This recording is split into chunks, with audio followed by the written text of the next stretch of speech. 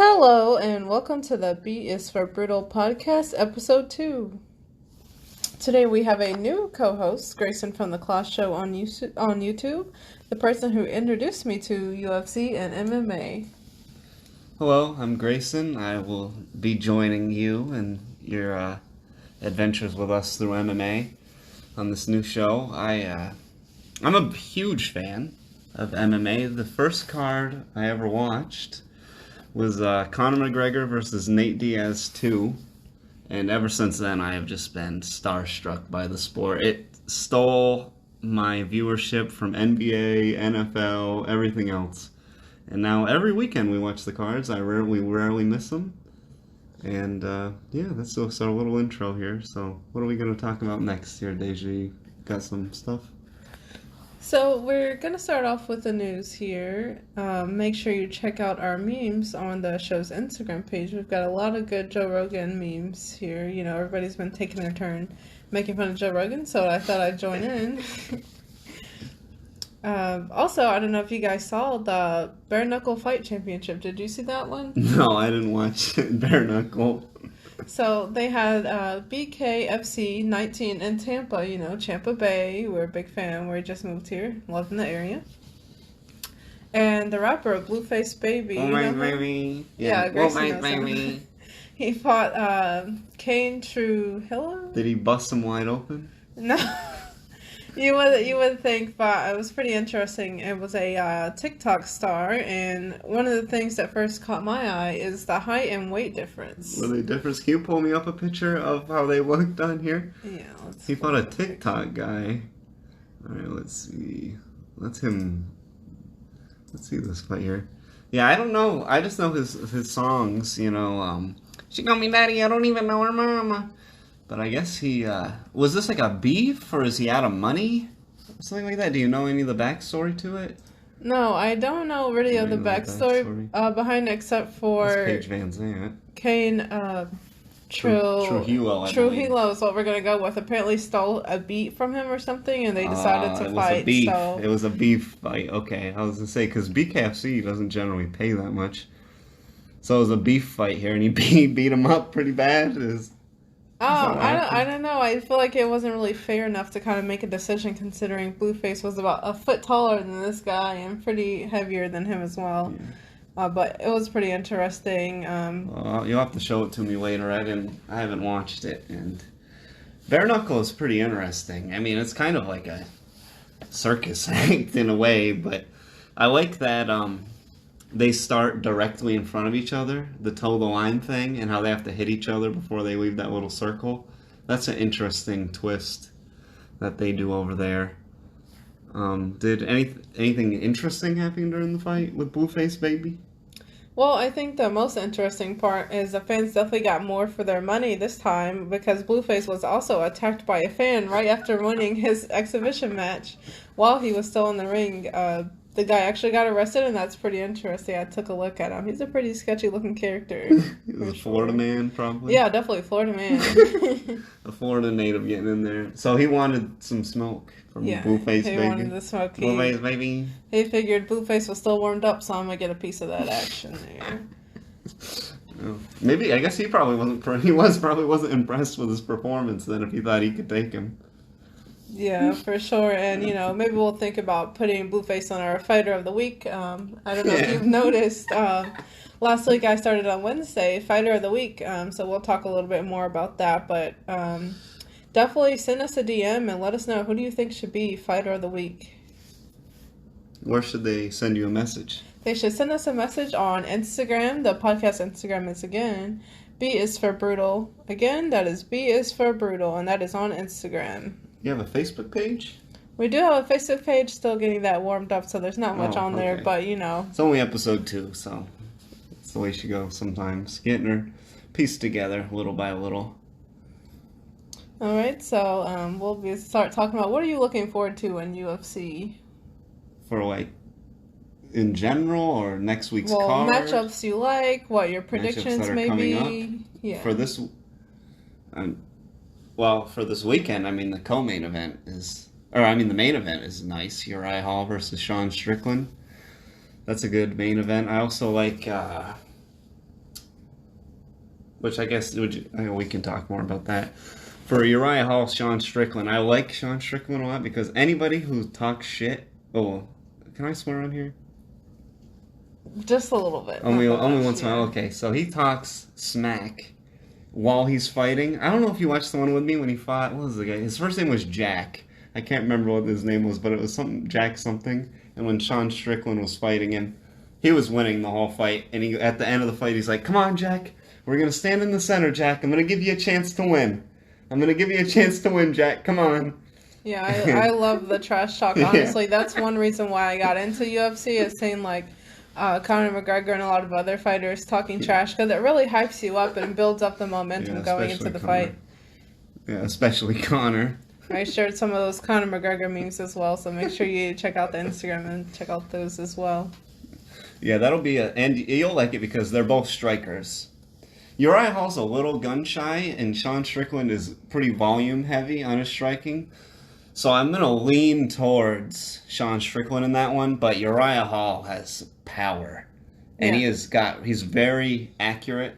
He's got great striking, and he's just a little timid at times. It almost seems like he's afraid to get in there because he has been knocked out before, like Paulo Costa knocked him out. And both of these guys could put each other away. So Sean Strickland used to fight at 170, though. So he's a little small for 185.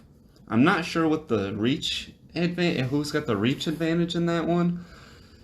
But I'm going to lean towards Sean Strickland. I think the volume is going to pay off better in the 5 rounds than being a little timid because Uriah Hall only throws like usually about 15 punches around, which he lands, and Sean Strickland gets into 20, 30 strikes around, which is double. So if he can, work the outside and not get tagged, then I think he'll get a decision out of it. Yeah, and that's the type of fighting I like. I love the punches, I love the leg kicks, and I like a lot of action in the fights as well. Yeah, that one should be pretty good on the action. Another matchup I'm looking forward to this weekend, which you might not like because he is a wrestler, is Orion Cosi. He's one of the Cosi brothers. He was on Contender. Him and his brother were on the same episode of Contender together. His brother's a striker, but he's a wrestler. His brother put up a good fight, but lost in his debut. But I look forward to watching him again. But I think he's undefeated, Orion Cosi, and he's fighting Philip Rowe. He won in the Contender series, and he's 0-1 in the UFC right now. So he's got a little bit of motivation to win this fight. Yeah, a lot of the Contender guys have a hard time when they actually get to the show. Yeah, the UFC is pretty stacked. They've got some great fighters. Another reason why I love to watch it, just so much talent for sure. Yeah, nowadays, compared to what it used to be, there's so much more talent. Specialists don't make it as far as they used to, and things like that. Definitely helps to be well-rounded. Do you have any matchups you're looking forward to? I'm really looking forward to Aljamain Sterling versus Peter Young. The rematch. Yeah, I'm looking forward to that rematch in October. Very excited for this one for sure. Last fight, Peter Yan, I know he was winning the whole time for sure, so I'm excited to see if Aljamain Sterling has improved or how much he's improved, and especially in this short amount of time. And if he's enjoying his championship, well deserved. Well, Peter Yan did break the rules. It was an illegal knee, so you can't really argue with that. It was illegal. You're not allowed to knee a downed opponent in the head. You can knee him to the body, but not to the head. So he did lose, but he really was working him. And Aljamain did not have much for him. You'd have to. I think he went like 1 for 15 on takedowns, and I think Petr Yan just was like 7 of 7, and he wasn't even committing on the ground. Like he would just throw him to the ground, let him get back up, and then hit him with strikes. And so it is interesting because Aljamain, though, say what you will about him, about how he was, people think he faked and overplayed getting kneed in the head, but he does get in there when he fights. He does not give up. He will go the whole time. He will not back up, and he'll get in there. He'll put on a show. So say what you will about him, he'll put on a show, and that's really what matters to me more than anything. Is I want people to get in there and fight. Actually make the fight happen. Yeah, that's what I love most about UFC is you always know most of the time it's going to be a show, it's going to happen fast, and that's what I love to see.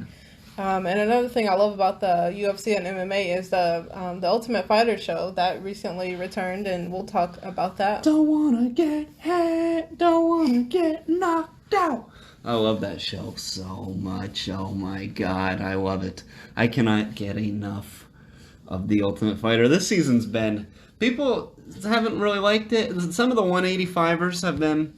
they've been okay. Some more impressive than the others. But I have been loving the bantamweight fights.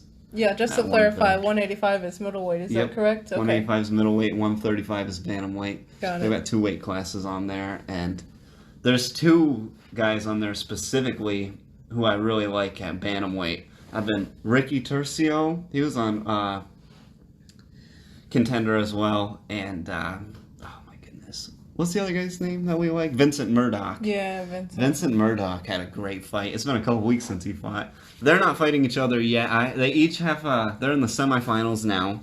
They're slated against other opponents. Who are they fighting? Do you have it up here? Yeah, I do here. We've got Ricky versus Ludwig. Oh, yeah. He's fighting the Ukrainian guy. Yeah, and then we got Brady versus Vincent Murdoch, the guy you were just talking about there. Yeah, Brady's the one that looks like a 16-year-old. He looks really young. I think he's actually... I'm not sure he was older, because Vincent Murdoch's young as well. So, that'll be good. I'm rooting for Ricky Turcio.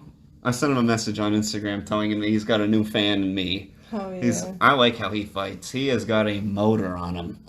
He does not stop going. I mean, he doesn't...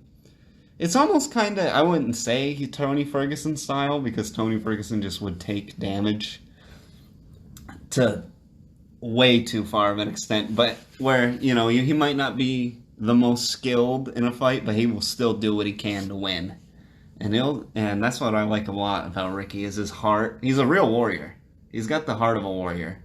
That's for sure. And same with Vincent Murdoch. I mean, anybody on that who's willing to get in there does, but he just has really proven it to me that he will not give up. And if it went into those... I've only seen him go into the 3rd round twice now. I've only watched 2 of his fights. But in those 2 fights, it seemed like he could go another 2 rounds if he had to, and he would still be putting it on his opponent. So he's got a good gas tank, a good motor. He's got very entertaining kicks and striking, so well-rounded. Yeah, and speaking of someone who didn't give up on this past episode, there was a guy who was supposed to fight there, and he ended up having like an injury, and so he decided not to fight, and so they brought back someone who was originally an alternate on a 2 days notice to fight, and that was pretty intense to watch. What do you think about that? It almost seemed like they know, oh my god, you could just, it looked like he was almost getting a little turned on when the guy when he was interviewing him, and he was like, so you've been staying here on your own dime? He's like, yes. He quit his job. He's like, you quit your job just at the hopes of getting a chance on the show? He's like, oh yeah, quit my job, I've got a wife and kids, I gave up my health insurance for the opportunity to be on the show, and unfortunately for him, that did not go his way. Pretty tough to watch. So Gilbert Arbina, I think that is his name, he ended up winning, and fun fact, both of his brothers were also on Tough. Yeah. They weren't as successful as he was, but it was still a pretty good fight there. He got a body like on Michael, and took him down to the ground and found his submission there. So that was pretty interesting. He won by rear naked choke, is it? Mm-hmm. Yeah. Okay. It was he kind of did like the Glover Teixeira style, which I like a lot more for the ground. Instead of just going for position repeatedly on the ground and just holding the position, he was softening him up with ground and pound. And then when you do that, it opens opportunities for submissions.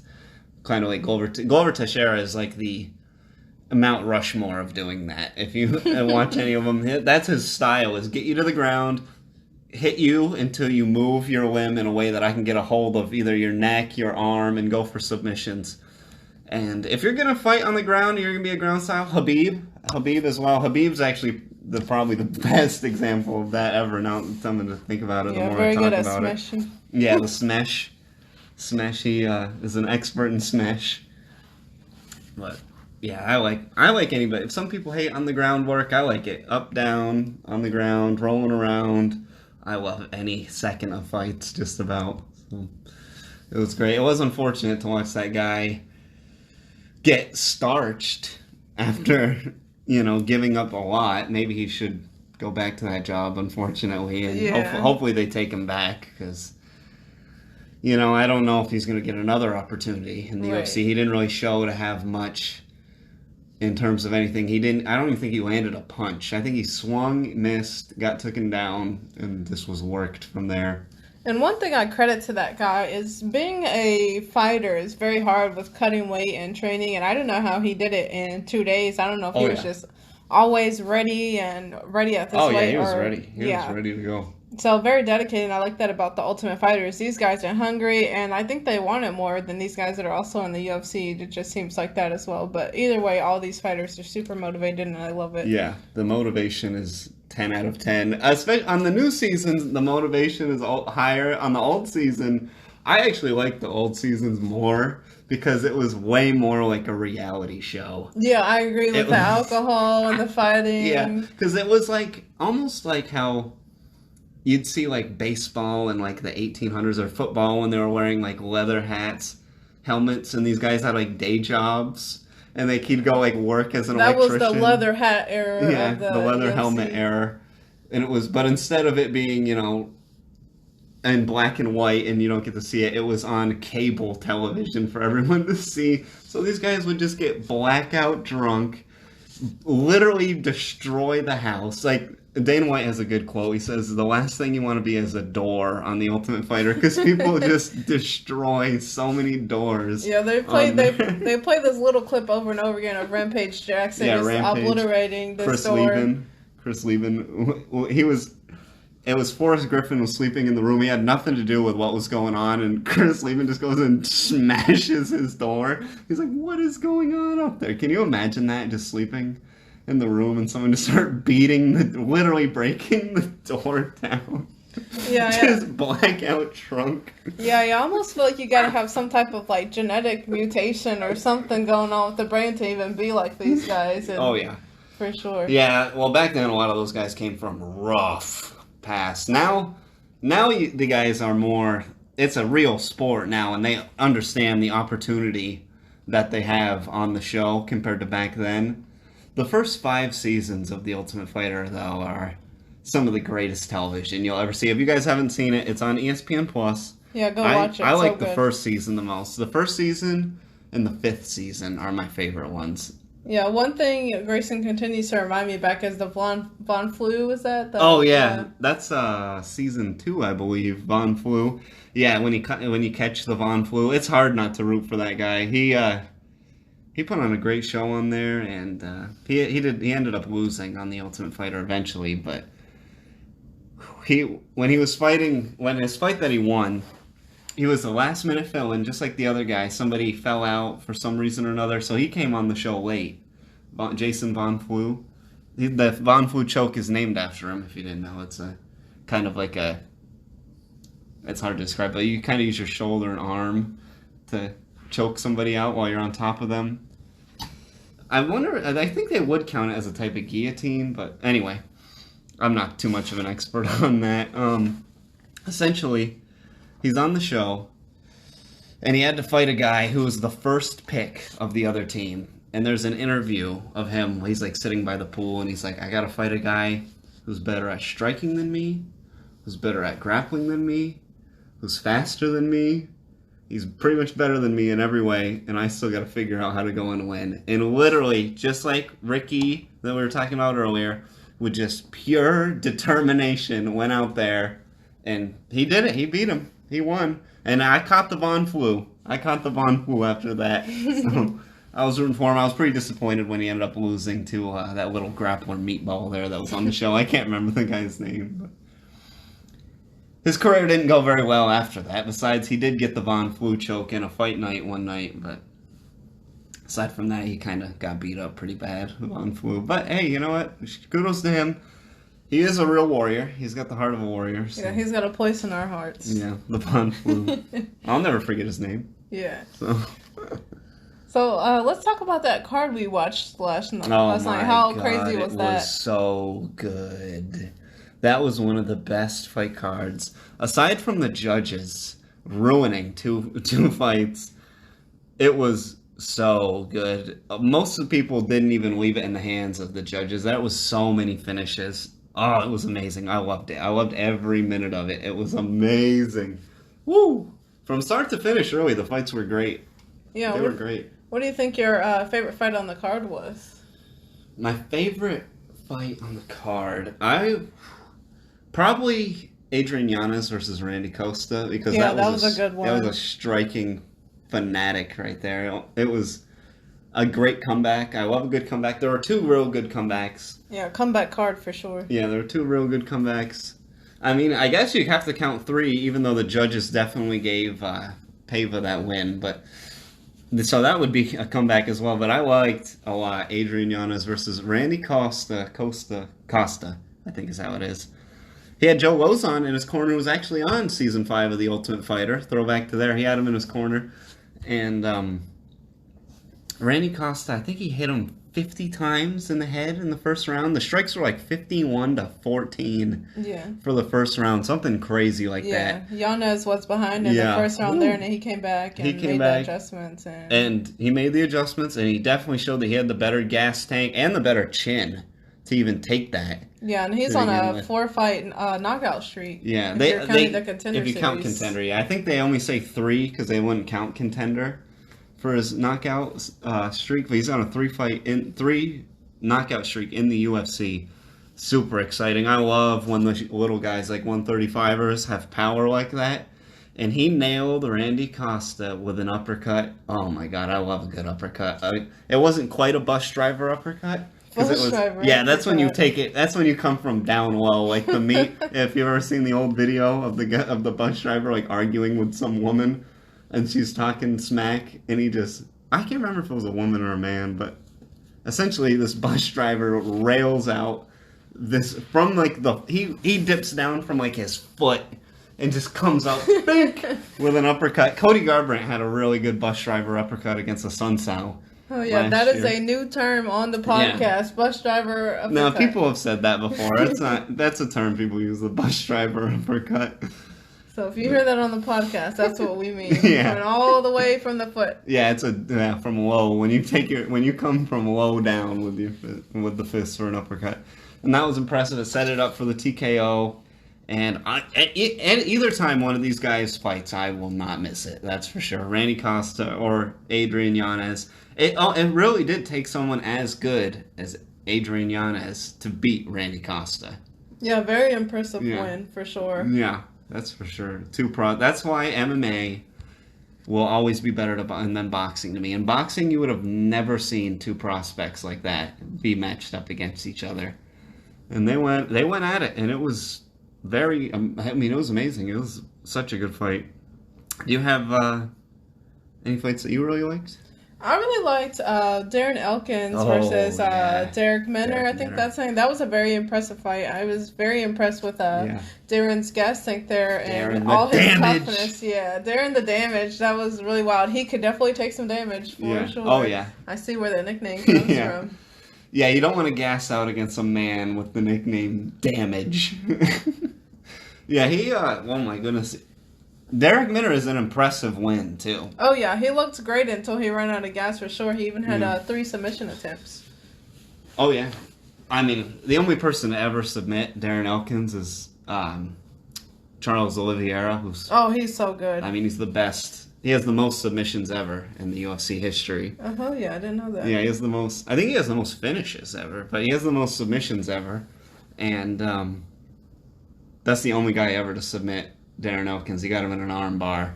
So when he was going for some of those things, I'm like, oh. But he did have him deep on that one arm bar at one point in the fight. I was like, oh, is he going to get him? Is he going to get him? That was the closest he got. Right. Woo, that was intense. But he gassed, and Elkins got on top of him and just started smashing him. And he hit him like 150 times before the ref finally decided to stop it. That was amazing. I love watching Darren Elkins fight. Yeah, Darren the Damage Elkins, that is one guy I will not be missing another fight from for sure. Yeah, he's on a 2-fight win streak now. He almost retired because he went on like a 3 or 4 fight skid. Yeah. For a minute there. And he was considering retirement, and I guess in his post-fight he talks about it. He sat down with his wife, and she was like, I believe in you. If you can believe in yourself as much as I do, you can get in there and do it. And now he's coming off 2 back-to-back wins, 2 finishes in a row. So that's always good. 37 years young. He's got one of the worst tattoos, though. That damage. It says the damage on there. Yeah, I saw a comment on Instagram like, with the money he won, he should be able to afford to get that tattoo removed. I'm a big fan. I mean, if anything, it is menacing. Yeah. You know, some of the bad tattoos might even help because, like, I wouldn't want to fight a guy with crazy tattoos like that. Yeah, no way, for sure. Destroy me. So shout out to Darren Elkins. That was amazing. I would... Whew. Yes, taking and dealing the damage, for sure. Yeah, he took it and dealt it out. That was a Diaz-style fight there where you just take it until the guy runs out of gas and then finish him off. Yeah, exactly. Let's talk about that main event. What do you think about TJ Dillashaw versus Corey Sandhagan? Woo! You know, I actually had it 3 rounds for Sandhagan. But what do I know? I'm not a judge, but I should be, I think. Yeah, what do the judges know? Yeah, they literally messed up 2 of them real bad. We can talk about that later, though. It was so good, though. It was close. Yeah, TJ's eye was so bloody, and there was a huge cut right there. I give that fight a 5 out of 5 for sure. I'm glad they did not stop it. I was worried they were going to stop it because it was dripping into his eye. I was like, oh, don't stop it, don't stop it. And they're like, can you fight with it? Are you going to fight with it? He goes, of course. Yeah, that was a very close decision. I just admire all the toughness from both it wasn't the outcome I was hoping for. Yeah, same. But it was still a great show. It was great, and I'll give it to TJ afterwards in his post-fight. The fact that he's willing to fight again before getting a title shot if, it's too long of a layoff. He doesn't want to have a long layoff since he just had 2 years suspension. He doesn't want to wait too long and sit on a title shot, which that's great. I really hate it when guys sit on a title shot. When they think, oh, I'm going to get a... Yeah. When, those letters aren't in order. But, like, Colby Covington, he fought Usman. Then he beat Tyron Woodley, who's not even in the UFC anymore. And now he's just sat around waiting till he gets a title shot. And it's like, come on, I want to see you fight. I want to see you fight. My favorite fighters will fight twice a year, no matter what. I want to see you guys fight. Don't take it away from me. And the fighters that fight more tend to be better, in my opinion. Well, at least the guys who aren't active for a while, they seem to have a tough time coming back from what I've seen. Well, if you're too active, you can take a lot of damage. Yeah, not 5 times a year or anything. Well, you could get into a fight with the wrong guy and all of a sudden your career is over. Like my favorite.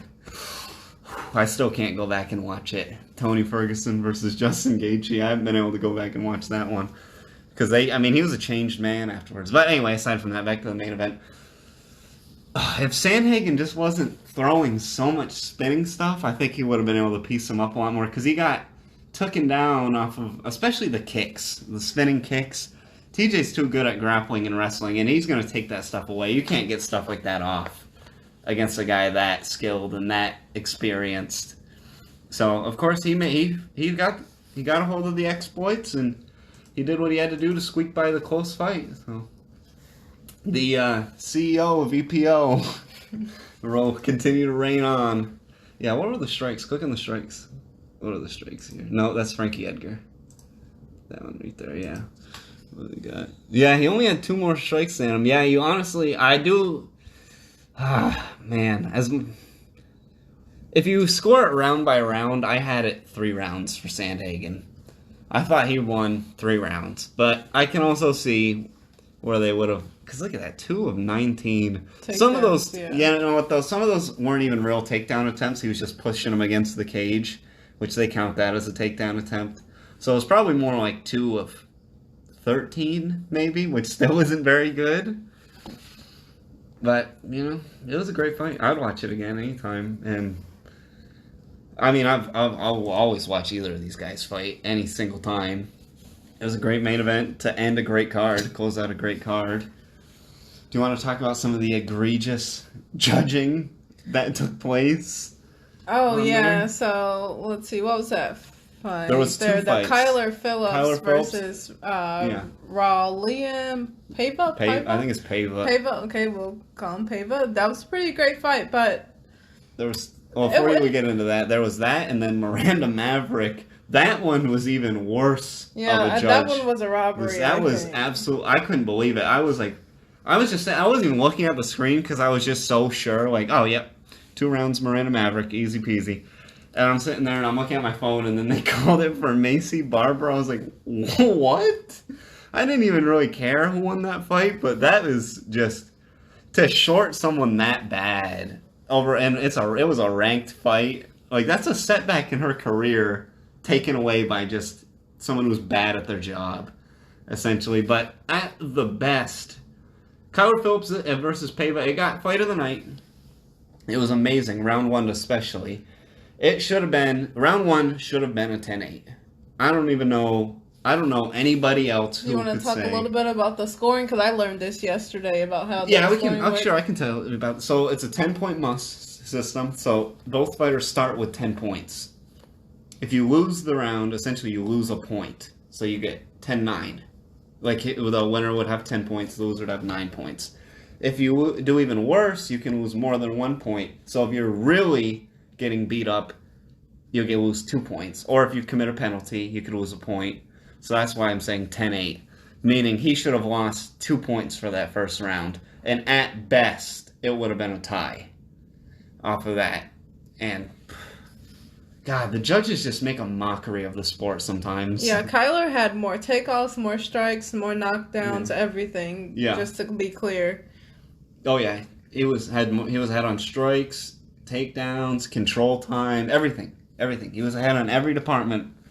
And I guess that round by round scoring, they gave rounds 2 and 3 to Paiva, and now we had the first round was a 10-9.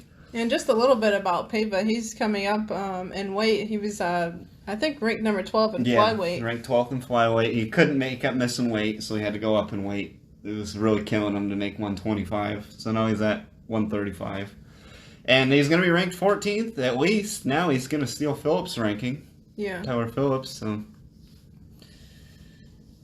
Man, it was unfortunate. I only can give that fight a 4 out of 5 because the judges... Yeah, of the judging. They ruined it for me. Yeah, I gave it a 4 out of 5 as well. They ruined it for me. They ruined it. It's not as good to go back and watch it because... You know the outcome. Yeah, now the outcome is just ruined. Was there anything on that? That's all main card stuff. Was there anything on the preliminaries that stuck out to you? Mickey Gall versus... Mickey, you're so fun, you blow my mind. He has one of my favorite walkout songs. Mickey Gall. He was fighting Jordan Williams, who was also on Contender. He used to fight at 185. And I guess since he's a diabetic, he couldn't really cut weight. But since he's been making decent... He got an insulin sponsor... was what they were saying in the pre-fight stuff. So now he has an insulin sponsor. He can actually get down in weight. But man, he got worked over pretty bad. Mickey Gall, I guess, just discovered that he has a powerful right hand. Because he was dropping him and tagging him with that right hand on the feet. It was impressive. His striking looked improved. It didn't look very good against Mike Perry, and Mike Perry's striking has not looked good at all since then, as much as I really like Mike Perry. Mike Putnam Perry, my favorite. Yeah, he's really looked like he's recessed, unfortunately. But I love watching any of these guys fight. So I'm hoping he has worked on that, and, his striking looked good. Yeah, and Mickey Gall won that fight by submission in the first round. Yeah. Yeah, he broke him down. He broke him down, just like Darren the Damage broke down Derek Minner. Mickey Gall broke down Jordan Williams. Even after he beat him, Jordan Williams was just sitting there, deflated, man. 0-2 in the UFC, can't at 170, and he was the favorite, Jordan Williams was, but I did not agree with that for the odds, because Mickey Gall is no joke. He's actually the only person to ever beat CM Punk, because the other loss of CM Punk got me turned into a no contest because the guy smoked weed. Oh, okay. So he's the only one to ever beat CM Punk. CM Punk is 0-1-1. Yeah, those were some interesting odds. I think historically through watching UFC, I've seen some pretty disrespectful odds for sure. Yeah, well, these were close. They weren't disrespectful. Yeah, I was just saying they do get pretty crazy sometimes. Dustin versus Connor, too. Connor was a minus 370. I was like, there is some good value on Dustin Poirier in that one. So, and when Tony fought Justin Gaethje was the underdog. There was good value on that. But those odds weren't too far apart. There has been some pretty disrespectful odds at times, but that's just how people bet. Yeah. It's just how people bet. It's not like the numbers move because of where the money is going. So. Yeah, and so who do you think should be Fighter of the Week? Who are you thinking? I have the couple that I was thinking, and we'll have to hear from the fans. I'd like to hear what the fans think out of these. I would like to put up Adrian Yanez for one. I agree. Adrian Yanez definitely belongs in there because that fight was so good. I mean, I love a good comeback. And, of course, I mean, we already went over why. I mean, it was a great fight. Do you have anybody in mind that you thought would be good on there? I'm really thinking Darren Elkins. They're in the damage. Of course. Yeah, Darren, of course. He had to be on there. And we'll throw in Mickey Gall. Yeah, Mickey Gall. He put on a great performance. Oh, yeah, for sure. He did. It was just more of a... He just worked the guy over. The other two were great comebacks. So, those are three great ones. Kyler Phillips could have made it if they would have gave him his deserved win, but he didn't. So we can't make him Fighter of the Week. Let us know what you think for one of those. Yeah, send us a DM, comment, let us know. Out of those, I'd say I'm leaning towards Adrian Yanez. Do you have any that you're leaning towards? Definitely leaning towards the damage. Yeah, those ones are both great. Well, we'll let the fans be the deciding vote then. Yeah, and I'll give you guys a little update, and just so you know, Grayson, we do count knockout tallies on the show, so there was 5 knockouts on this card, so pretty good, and so now we have 10 knockouts since the podcast started, so pretty good. I think that tells you how action-packed the sport is. Oh, yeah, it's amazing, and especially yesterday. I mean, these last 2 cards had a lot of finishes, so it's been 2 pretty good weeks in a row of fights. Yeah, for sure. These have been some really good fights. I feel like I've got my money's worth with ESPN Plus for sure. $2 a month. Yeah, if you don't have ESPN Plus, go check that out for sure. There's a lot of good stuff. And well, we're not sponsored, so... Oh, yeah, not sponsored for sure. Not sponsored. Just saying, that's where you can watch it. If they want to sponsor me, Disney, hit me up. Come on, give me some of that money. You could throw money. You could throw a little bit. If anything, pay for give me my subscription. At least give me the $2 back. Let me get a free subscription out of this, at least something here. You got the money. You could give Kloss and Deja, B is for Brutal, $2. You could sponsor us. $2 just for 2 pennies. What is that? 2 cents a day or whatever. Yeah, I don't know what that would come out. So 30 days. I don't know that. Whatever it's it incalculable. Is, incalculable math. Yeah, brain doesn't work that good. But anyways, DM us. Let us know what your picks are. Follow us on Instagram. B is for Brutal. That's on Instagram, Facebook, Twitter. I do post on Twitter a little bit during the fights, and there's some good clips, good memes on there. Check it out again. Instagram, B is for Brutal, and we'll see you guys next week. Yeah, bye-bye. Bye.